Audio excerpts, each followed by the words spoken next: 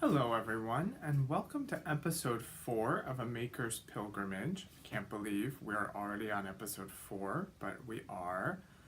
I'm Aiden, the Knitting Monk, coming to you from Holy Cross Monastery in New York's beautiful Hudson Valley, where finally, after quite a bit of heat, we are entering fall, just in time for me to leave and go someplace else where they're having lots of fall already.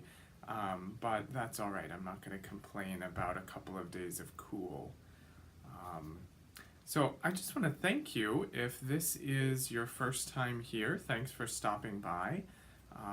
If you are a subscriber and you've been watching from the beginning, thank you for being here from the beginning. And thank you to those of you who have been, for some time in between that. It's really, really meaningful to me to have conversation with you, to share a little bit about my life and my interests and my experience, and then also to hear from you as well.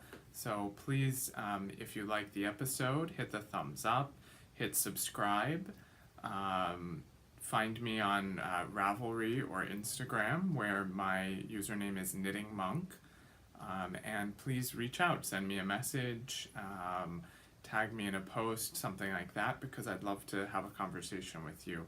And if you've already started a conversation with me, I look forward to continuing those. That's really the main reason that I do what I'm doing. So thank you very much. I may have to pause this recording in the middle because I have a training I have to go to today. This is my big news, actually, is that I finally, my ordination has been approved. So I will be ordained a deacon in the Episcopal Church on November 14th, which is a Tuesday, in preparation for being ordained a priest next June. So I'm really, really excited about that. I'm happy to tell you more about my ordination process at some point, but it is, needless to say, it has been a very long process. For me, I've been actively engaged in this process since I was 20 years old, which was 11 years ago, so it's been a long time in the making, and I thought about it before I was 20 as well, so things are coming to fruition in that sense. And this training today is the very last box I have to check off on my checklist before my ordination. So it's an all-day training, and I have to leave in about 45 minutes for that, so I may end up pausing the recording and coming back to it. That being said, I think it's time to just jump right in to, after all the chit-chat, jump into finished objects and some works in progress, and then a couple of other things I want to talk about this morning. So the biggest part of my finished work has been in the sewing department. I jumped right into sewing in the last couple of weeks, and I've actually made 3 garments, my first 3 sewn garments. In the last episode I talked about, and I think I showed the fabric for the Merchant and Mills t-shirt that I wanted to make for myself. Well, I made it. So, if I can grab hold of it here. This, let's see if I can get you a better view of it.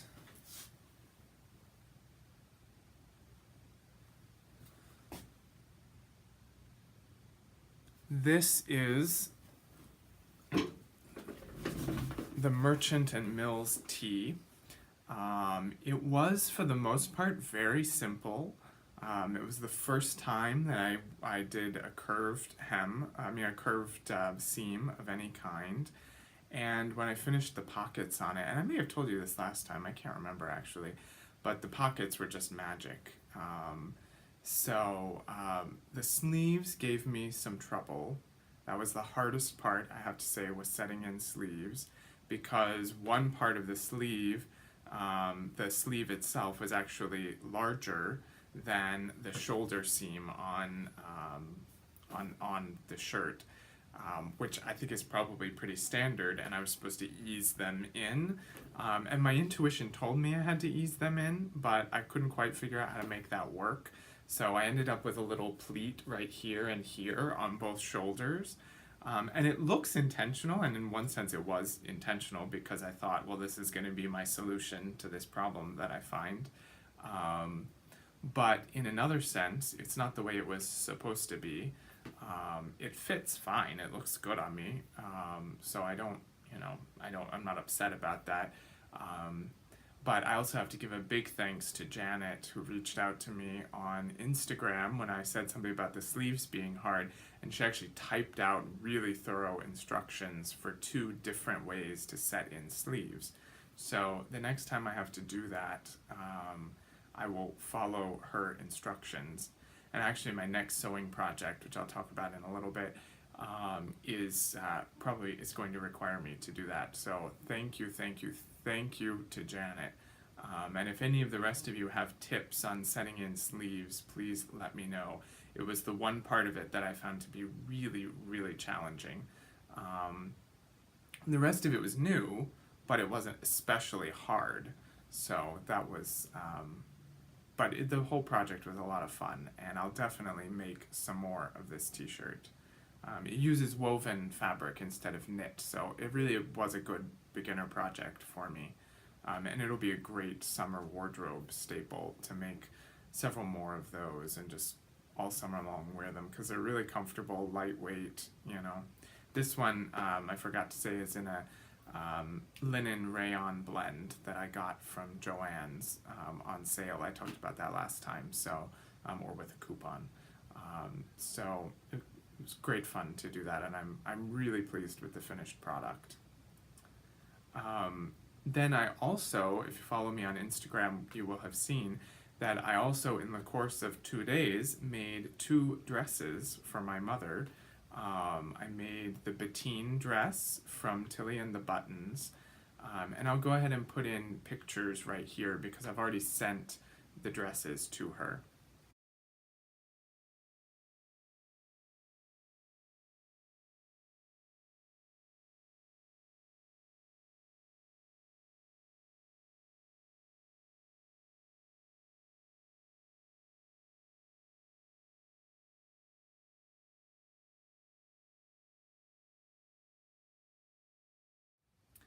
So these dresses were really, really easy to make. I mean, easier than the t-shirt. I should have started with these dresses. There were new techniques to me. I mean, I hadn't used interfacing before, which you use for the, the collar of the dress and that kind of thing. But they were very easy. I didn't have to set in sleeves on these. They have kimono sleeves, so the sleeve was actually just a part of an extension of the bodice. As well. So I found it a very easy project, relatively quick. I mean, probably the second one, which I knew what I was doing by the time I made the second one, which is the blue one in those pictures. By the time I made the second one, I probably spent about, 4 hours of sewing time on it. An hour to cut out the fabric and then 4 hours of sewing time. So yeah, very easy. I sent them to my mom. She really loves them. The fabric was, for both of them, was Marimekko cotton fabric that my friend Stacy gave me. And you'll be seeing a lot more of that because I'm a big believer in using what I have before I buy more. So I have a lot more of this Marimekko fabric. And it will make its way into my sewing projects over the next couple of months as well. Though I also hope to get some flannel in there, which I will have to buy because I don't have any at the moment. So I really recommend that Bettine dress. It's got elastic in the waist, so it's supposed to be very comfortable. My mom is a tiny woman, so I was not able to try on the dresses myself. I did want to break the elastic. But anyway, so she really likes them, and I think it was a great fun, easy, quick project to do, and I'll probably end up making more of them. I will say I did download the PDF sewing pattern, the Tilly and the Buttons, as a lot of pattern makers offered the option of a PDF sewing pattern, which you then have to assemble and then cut out the pieces, or they can send you the tissue paper pattern. I, just for ease in terms of being able to print it off immediately and for cost, got the PDF pattern because it was about $7 less than the tissue paper pattern. And I thought, I'll just try it out and I'll see how it works. I found it really easy to work with. I was a little bit concerned about having that pattern instead of in the tissue paper. I didn't try pinning it to the fabric when I cut it out, which I think might be kind of annoying to do with the thicker paper. But not only was it less expensive, but it also really has the benefit of being able to use that pattern for multiple sizes without having to do any tracing. So if I want to make a larger size later on for another friend or something, then I can just reprint the pattern and assemble it in a different size rather than having to buy a new pattern or having to trace, from the tissue paper and all that. So I'm really glad I went with the PDF pattern. I've downloaded 2 more PDF sewing patterns, and I have half assembled one of them. So I think that's the way I'm going to go if I can do that from now on, if that's an option. What I did end up doing, and I don't know, I'm not really big into the sewing world yet, so I don't know if this is something that people really do, but I have tried now with different projects a couple of different ways of cutting out fabric. And what I did with the last Bettine dress, which I think is going to be my go-to from now on, because I found it to be so easy, was that I used pattern weights to hold down the pattern on the fabric, and then I took my tailor's chalk and I just traced the outline of the piece directly onto the fabric, and then I cut it out without the pattern piece on the fabric. And I was careful so that I didn't have my fabric moving all over the place. But then I wasn't having to cut around all this paper, and I just found that the cutting process was much smoother, and my pieces were truer to the actual pattern shape and size without all the ragged edges or whatever that I was getting before. So I really think that worked very well. I'm pleased with it, and that's how I'm going to do it in the future. Just to round out the sewing section of the podcast, I want to talk about my next sewing project, which is the Fairfield button-down shirt from Thread Theory Designs. Thread Theory, if you're not familiar with them, they're a Canadian company, and they really specialize in sewing for men. So they have a lot of men's patterns with a kind of contemporary cut to them. The Fairfield has a slimmer cut than you might find with some of the big box pattern makers. They're not ultra slim because I'm not really built in a slim kind of way. I'm not heavy, but I don't have a slim kind of shape to me. I'm not tall and skinny. But I think that I'll like the cut of this.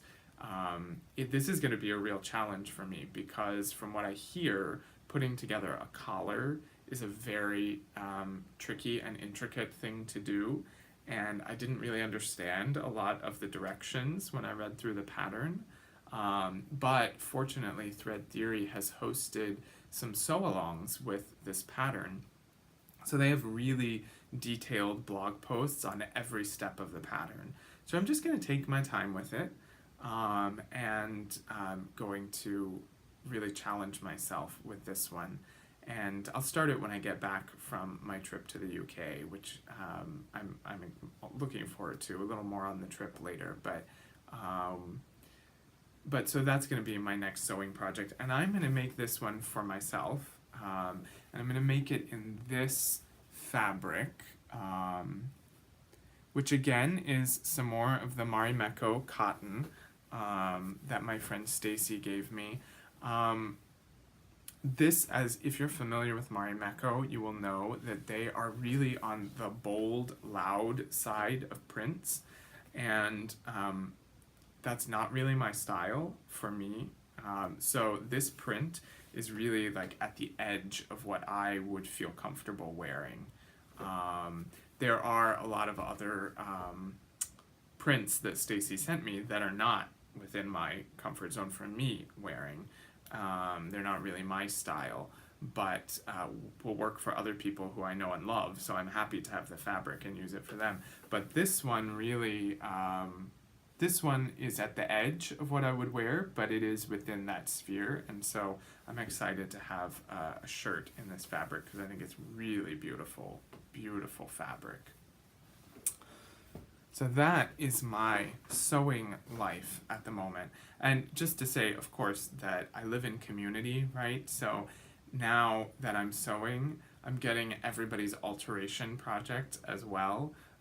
So part of me is like, oh, I should have just kept it to myself and not told anybody I live with that I'm learning to sew, because now I have like, you know, a pile of alterations that are accumulating, and we'll, you know, it's good practice. So, you know, there you have it. So now to move into knitting and to go over some finished objects and some works in progress in my knitting life. I only have one finished knitting object, and there's a story behind why I only have one, but I'll get into that after I show you this one. You may remember from an episode or two ago that I made a MAWSON hat for myself, which is just a 1x1 ribbed hat. I made it in the red, that beautiful red yarn from Green Mountain Spinnery. Well, I decided I wanted another MAWSON that was longer, so I could fold the brim up and wear it kind of down, you know, over my ears like a watchman's cap. So this is that MAWSON. This is made in a yarn that I got from a local yarn shop over in Hudson called Country Wools, and it's a local Hudson Valley yarn. I lost the label, so of course I cannot remember what the yarn is called or what the wool content is. But it's really, really soft. It's undyed. You can kind of see, I hope you can kind of see some of the gray overtones to the brown. It has a really lovely sheepy scent to it. It feels like real wool because it is, and it'll go all the way over my ears. I can fold it up and have a watchman's cap with it, which I can't do with the other MAWSON because I made it shorter. If you remember from the last one, I got a lot of tips on how to close that hole at the top of the MAWSON, because in true Jared Flood style, there were like 20 stitches that I was supposed to close with just pulling the thread through, which is absurd to me. It's the only feature of his hats that I really don't like, so I always have to modify that. But you will see here, there is no hole at the top of this hat. So what I did was I just did a round of knit 2 together after the last decrease round in the pattern. I just knit 2 together, knit 2 together, knit 2 together, and went from 18 down to 9 stitches, pulled my yarn through twice, and then really tightened that loop and wove in my ends. So it was an easy, quick project. I really was feeling the kind of meditative, and have been feeling really the meditative quality of knitting rib lately. After all the cabling, which, you know, I love. I'm obsessed with cables, but just every once in a while to do some ribbing was lovely, has been lovely. It's really all I've been doing for 2 weeks is ribbing, so so I'm really enjoying that, and I love this brown color. It's not a go-to color for me, but it's just really beautiful and soft and feels like fall. So I'm really happy to to have made this second MAWSON, and it will come into use because it's supposed to be in the 40s and 50s in Ireland and the UK. So my other kind of transitional object that's partly a finished object and partly a work in progress is with the cabled monster, aka the HESTON pullover. So as you all know, I was working furiously to get this sweater done before I go on my trip, and I worked 2 Mondays ago, right after the last episode I recorded. I worked basically 8 hours of knitting on this pullover. And so then over the and I think I finished the front that day. And then after a couple of more days of knitting on the sleeves, I realized a few things. Number one, I was not going to finish this sweater before I left, in all likelihood. Number two, I was getting really burned out with it. It's a beautiful design, I love the sweater, but it had become work to make it. And knitting isn't supposed to be work. It's not my work, it's not my job. It's something I love doing, it's something that's fun, it's something that's challenging, that's fulfilling. It doesn't mean that it has to be all, you know, little unicorns and rainbows every minute of knitting. Anybody who does it knows that it's not, you know, it's not just all happy time all the time, but I started to get into this kind of mindset of I have to get this done, I have to get this done, rather than enjoying the process. So I decided, you know what, it's not that big a deal, it's just a sweater. And so I just put it down. So I'll show you what I've done on it, which actually is a considerable amount since the last episode, but I finished the front of the sweater.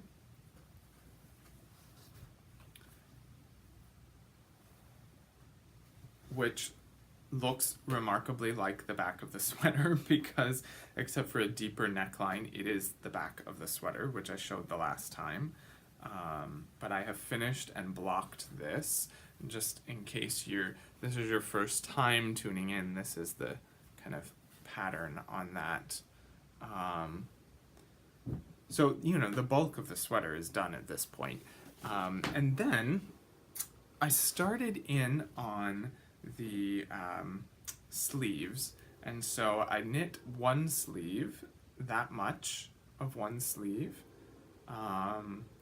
and then I decided to stop. So I'm going to come back from the UK, I'm going to finish the 2 sleeves and block them and seam the piece together. I have found the sleeve increases require quite a bit of creative knitting. I'm not going to go into the details of what that is right now, but because when I finish the whole sweater, I'm planning to record a review with tips and things I've learned specifically for this pattern. So if you're interested in learning more about my experience specifically with this sweater and how to knit this sweater, there will be a detailed kind of 30-minute video review of that after I finish it. So I'll go into those details then, but needless to say, you know, when you're trying to increase on the sides and still keep it in pattern, there's a lot of creative knitting you have to do, particularly when the pattern does not explicitly tell you how to do that, which is my annoyance with this pattern, is that it's not explicit in its directions. So you really have to feel confident as a knitter in order to do it, you know, but that's for another time. But so I decided, you know, it's not that big a deal, it's just knitting, and I put it down. And since then, I've cast on 3 projects, one of which I finished, which was the MAWSON, and then I have a few more works in progress, and I don't feel guilty at all about casting on a lot of projects right now. because I'm just enjoying it, and they'll get finished at some point. I'm normally a pretty monogamous knitter, but I've been casting on a lot recently. Another work in progress right now, and this is also about my love of rib and the meditative qualities of ribbing, is, and that's all I have of it, this is the Bjorklund cabled wrap. Let me see. It's by Peter Kennedy. This is what it will look like when it's done. Bjorklunden, I'm sorry, Bjorklunden wrap. And this is knit in Harrisville Designs in a discontinued yarn of theirs. It's 50% fine wool, 50% cashmere, undyed, as you can see, this beautiful kind of taupey color. And you know, the label and the information on Ravelry all call this yarn a DK weight. It is not DK weight. This is like a heavy fingering or a sport weight yarn, which is fine. I'm not complaining about that aspect of it because it's a beautiful yarn. It's very soft. I'm enjoying working with it. But I bought it and applied it to this pattern because I was under the impression that it was DK weight, and it is not. So I will have something between a wrap and a scarf, which is actually perfect for me. But it's not a DK weight yarn. And, you know, so I got through the ribbing on this, and then I thought, I want to do more ribbing, so that's when I cast on the MAWSON hat. And I finished the MAWSON hat, and I was going to start back on this wrap, and I thought, I still want to do more ribbing. So that led me to my next cast on, which in here we go. My next cast on, which so far is only ribbing, and this is the SKIFF hat, a cabled beanie by Jared Flood for Brooklyn Tweed. I have made this hat twice before. It calls for a worsted weight yarn for Brooklyn Tweed Shelter if you're using their yarns. The first time I made it, I followed the directions exactly, and it was enormous. I mean, I have a large head anyway, and it was pretty much too big for me. So it was made for an extra large head. And when I read the notes on Ravelry, everybody commented on that. It's both really tall and really wide. So I made it a second time, and the second time I left out a pattern repeat, and it was perfect. It was exactly the right size, with one pattern repeat left out. There are 5 pattern repeats of the cable pattern. So this time I have left over 2.5 skeins of Brooklyn Tweed Arbor from a sweater project. This yarn, and this is the, oh, little fuzzy there. This is the Dorado colorway, which is, depending on the light, is either blue or green. It's this really beautiful, beautiful color. I had bought this yarn initially. I bought like 17 skeins of it, I want to say, for the Svensson Aran pullover for myself. And I got in the middle of it, and I just wasn't enjoying it. So I ripped it all out, and I made actually a stockinette raglan pullover for me, which is not something I would normally do, but I love it. The color sings. That's all I needed in that sweater was the color. But it left me with like 6 or 7 skeins of this yarn left over. And I'd already wound them, so I couldn't return them to Brooklyn Tweed and get something else. So I used 2 of them for a pair of cabled socks, DK weight socks, and then I had 2.5 skeins left over, and I decided to cast on this hat. Now this yarn is 4-ply worsted spun, really tightly plied yarn, so it is perfect for sculptural, textured, cabled designs. So I'm excited to see how it does on this hat. And then also, because it's DK weight instead of the worsted weight called for in the pattern, I'm again doing the pattern exactly as written, and I'm hoping that the difference in the weight of the yarn will make it small enough that it's a reasonable size.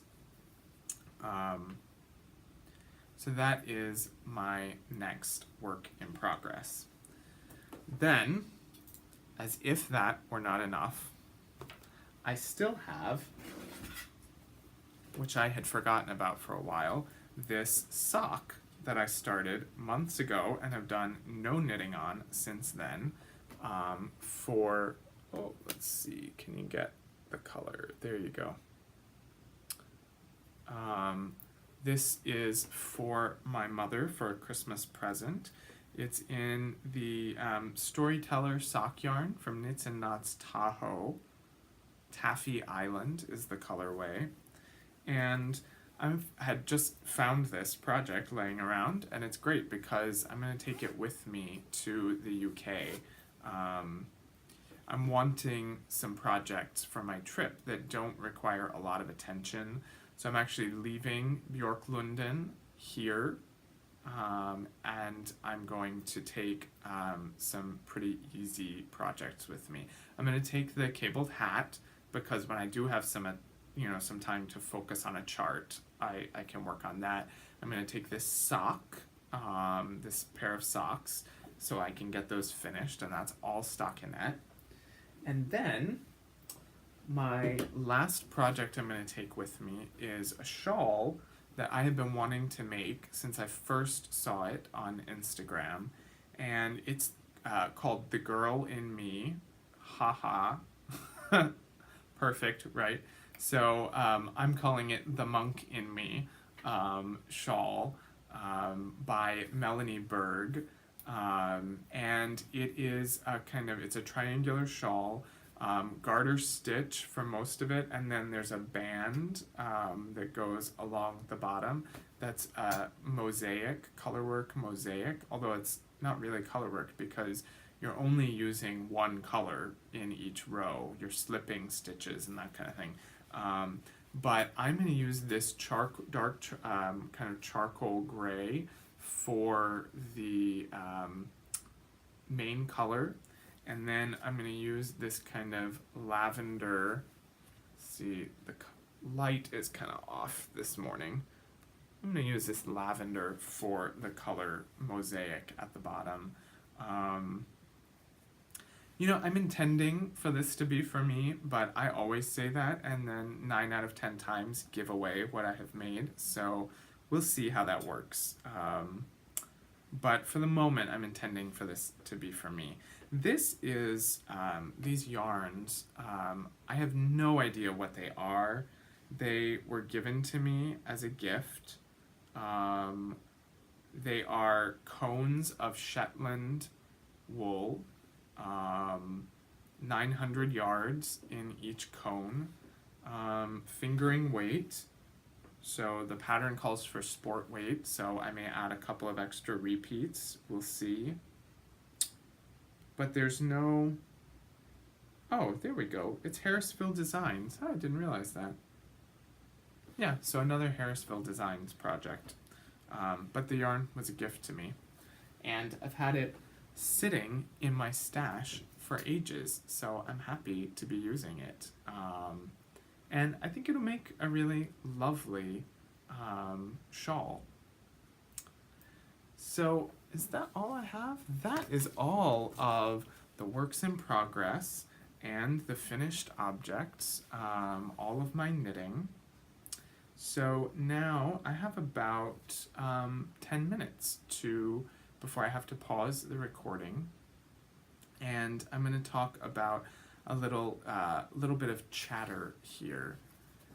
So one thing I want to talk about is the whole idea of holding ourselves lightly. I've gotten so many comments from people, conversations started about knitting garments, knitting cables, making your first sweater, starting sewing from scratch, all these kind of things. And so the comments go in a variety of ways, but one of the things is that people say to me, oh my gosh, you're fearless. I can't believe that you just start sewing from nothing. And look at this progress you've made. You're so talented at it, blah, blah, blah. Sorry, that sounded really dismissive. That's not what I meant. I do appreciate the compliment on it. But what I want to say is that I'm not fearless. I just don't let my fear of starting something new prevent me from trying. And the reason for that is because I'm not afraid to screw it up. You know what I mean? So I should say, I am afraid to screw it up, but I don't let that fear stop me from trying. Because in the end, it's just yarn. You know what I mean? It's just knitting. We're not talking about life and death here. It's just fabric and thread. We're not talking about life and death. So, you know, so I have a seam on something I'm making that's not perfect. Oh well, whatever, I learned, you know, or I could rip it out and do it again. The same thing with garment making, with knitting. You know, do I get it perfect? No, I don't. But I learn with every project that I do. So I guess what I want to say is a couple of things about this. The first is there is a lot of perfectionism and comparison in the creative world, of which knitting and sewing are very much a part. And perfectionism and comparing are absolutely the enemies of creativity. You cannot be creative if you're going for perfection, because you'll never try anything, because I can guarantee you will not get it perfect. It's not going to happen, because there's no such thing as perfect.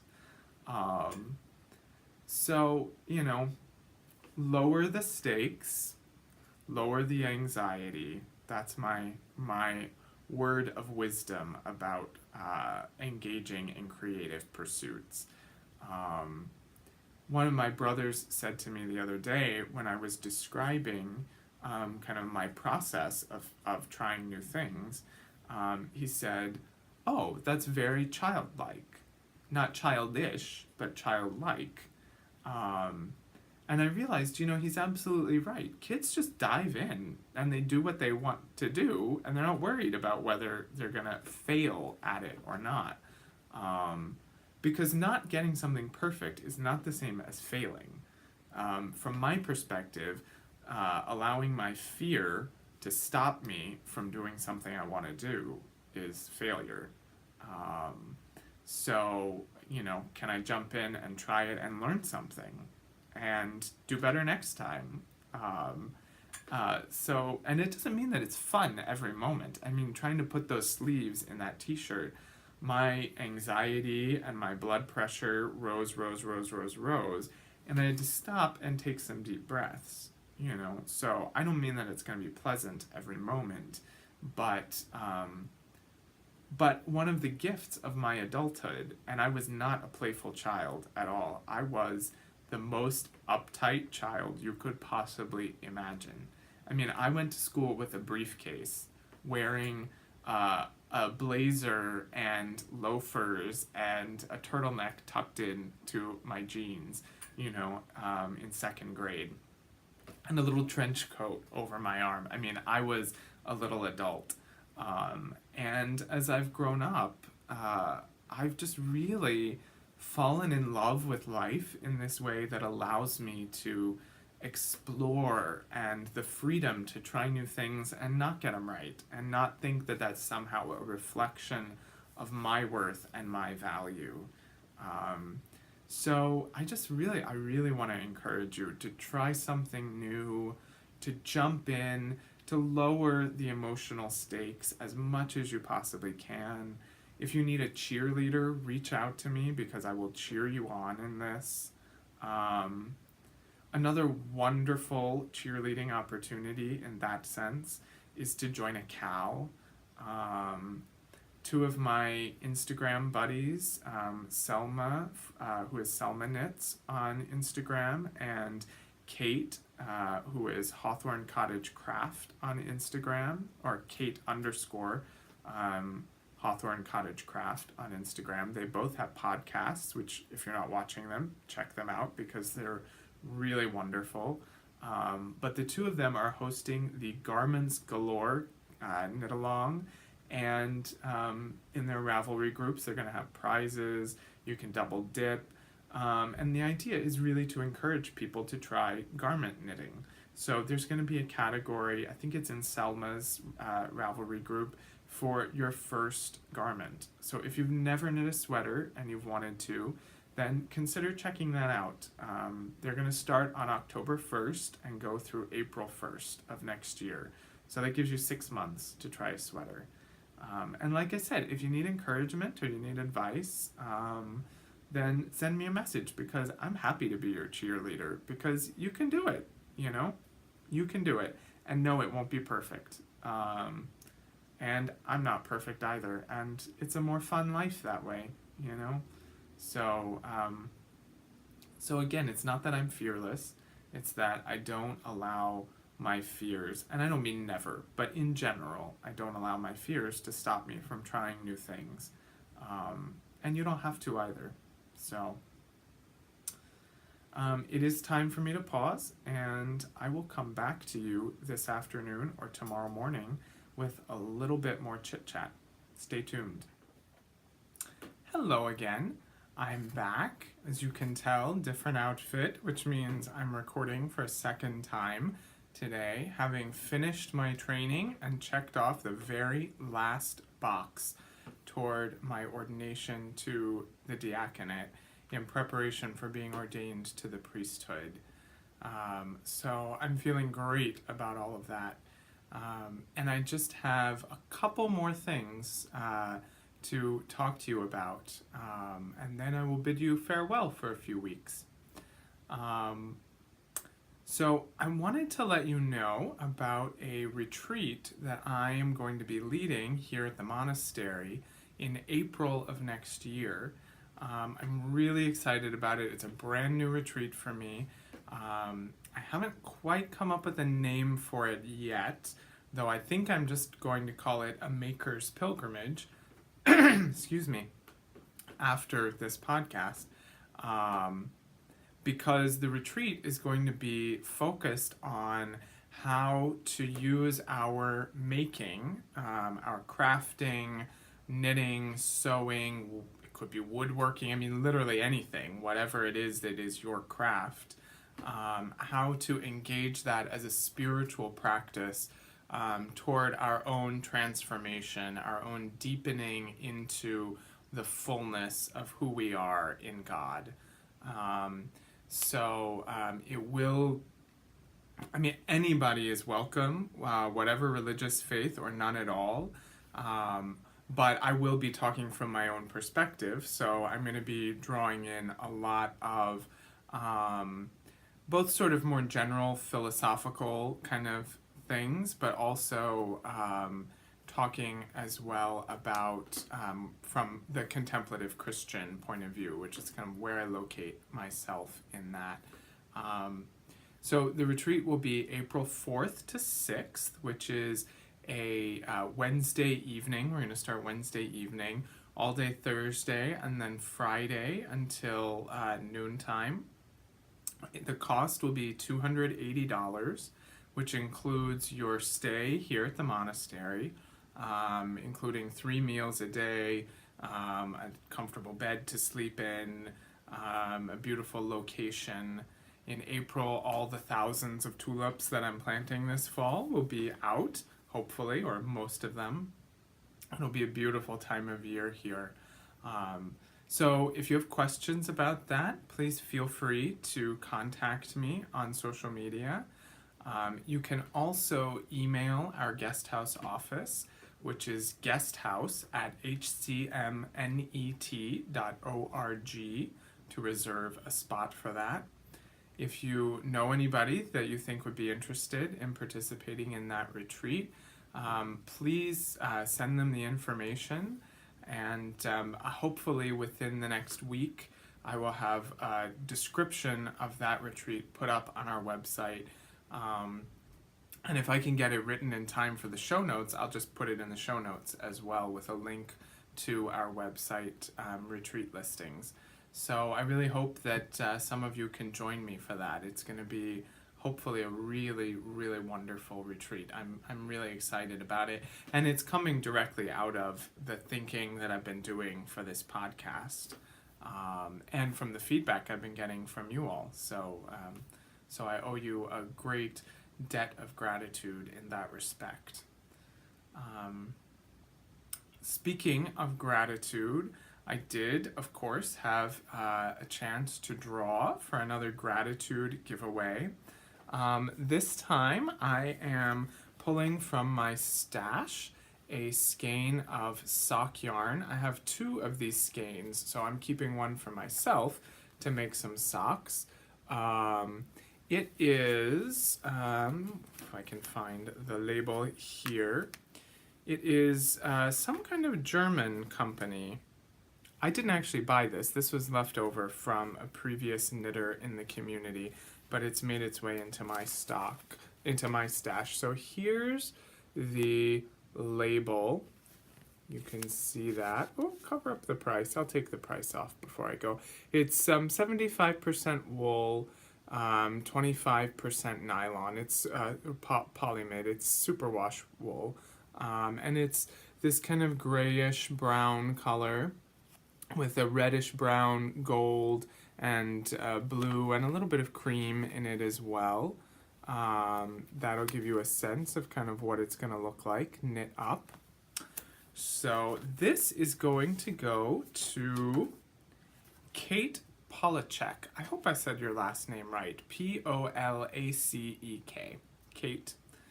C-A-T-E, Kate. So Kate, if you would send me your mailing information, then I will get this out to you. I won't get it out to you for 3 weeks because I'm going to be out of town, but when I get back from my trip to the UK, I will send this out to you. And thank you to all of you who have subscribed to the podcast, and all of you who are watching it. Just a quick reminder that the way to be a part of these giveaways, which I try to do every episode, I've done every episode so far, the way to be included in that giveaway is to be a public subscriber to the podcast. So on YouTube, you have to go to your settings and you have to make sure that your subscriptions are public. The reason for that is that I can't see who has subscribed to the podcast unless your subscriptions are listed as public. So if I have 300 subscribers to the podcast and only 100 people have their subscriptions as public, then I just see those 100 names. So if you want to be included in future drawings, please make your subscriptions public, and then you'll have a chance to win my weekly or my bi-weekly gratitude giveaway. So I'm just grateful that you all have been here and are here now, and look forward to keeping this going. That is all the stuff that I have for this episode. I am going to be away for the next 3 weeks. I leave on Monday, the 2nd of October, and I'll be traveling around the UK, as many of you know, leading a pilgrimage group for 2 weeks. And then I get a week's retreat on my own in Ireland, in Glendalough. And then I will go to London for a couple of days with a friend of mine before coming back here. So I won't be podcasting during that time. And actually, it'll be a month probably before I record another episode, because right when I get back from my trip, I'm leading a gardening retreat for 3 days, and then I'm preaching that Sunday, on top of having jet lag. So, it'll be the 1st of November before I get another episode out, I'm sure. But I will be posting pictures and maybe a couple of videos on my Instagram feed while I'm away. I do have to say, it's very likely that I will have difficulty responding to comments, messages, emails, either on my Instagram or on my YouTube or on my Ravelry. I really try to respond to everybody and to do that in a timely fashion, because that is, after all, the reason that I'm doing this. But while I'm away, that's not really going to be possible. So I appreciate you leaving the comments, and I will do my best to respond to them. You may just get a little heart, a like on Instagram or on YouTube, which is just a way of saying that I read your comment and I really appreciate it. And like I said, if I do have the time, I will respond. So again, thank you so much for watching this episode. And if you liked it, please hit the thumbs up and please subscribe. And I will see you all in a month. Until then, happy knitting.